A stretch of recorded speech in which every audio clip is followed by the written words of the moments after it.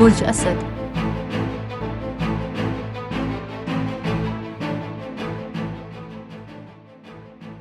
دن سازگار معلوم ہوتا ہے، آپ کو صرف جائیداد کے محاذ پر محتاط رہنے کی ضرورت ہے۔ آج جائیداد کے کسی بھی معاملے کا حصہ بننے سے گریز کریں۔ کچھ کاروباری مقاصد کے لیے سفر کر سکتے ہیں اور یہ نتیجہ خیز سفر ثابت ہو سکتا ہے۔ خاندان کے کچھ افراد اب سے کسی سماجی تقریب یا خاندانی اجتماع میں شرکت کی توقع کر سکتے ہیں، لہٰذا اس کے لیے تیار رہیں۔ پیشہ ورانہ محاذ پر چیزیں آسانی سے چل سکتی ہیں۔ آپ کو ایک پیچیدہ اور اہم پروجیکٹ کو مکمل کرنے میں اپنی کوششوں کا صلہ مل سکتا ہے۔ محبت کچھ لوگوں کے لیے ہوا ہے، اس لیے اپنے ساتھی کے لیے کچھ حیرت انگیز اور رومانوی منصوبہ بنائیں۔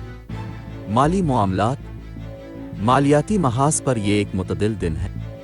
آپ کو ایک منافع بخش سرمایہ کاری کی اسکیم مل سکتی ہے، لیکن آپ کو کسی بھی اسکیم میں اپنی محنت سے کمائی گئی رقم لگانے سے پہلے سرمایہ کاری کرنی چاہیے۔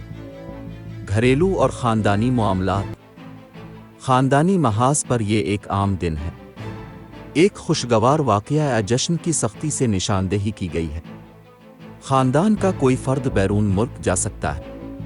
اگر آپ ملازمت کے مقاصد کے لیے گھر سے دور رہتے ہیں تو آپ گھر والوں سے ملنے کے لیے جلد ہی گھر واپس آ سکتے ہیں۔ کیریئر، ملازمت اور کاروبار، پیشہ ورانہ محاذ پر یہ ایک شاندار دن ہے اور آج آپ کسی بااثر شخص سے مل سکتے ہیں۔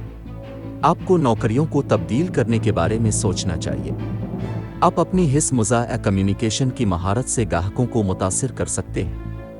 صحت اور تندرستی، صحت کے لحاظ سے یہ ایک اچھا دن ہے اور آپ کو نان سٹاپ کام کرنے کی توانائی حاصل ہو سکتی ہے۔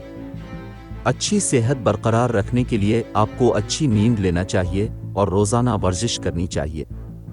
کچھ جسم کو لاڈ کرنے کے لیے سیلون میں ایک دن گزار سکتے ہیں۔ محبت و قرابت، محبت کے محاذ پر یہ ایک خوشگوار دن ہے۔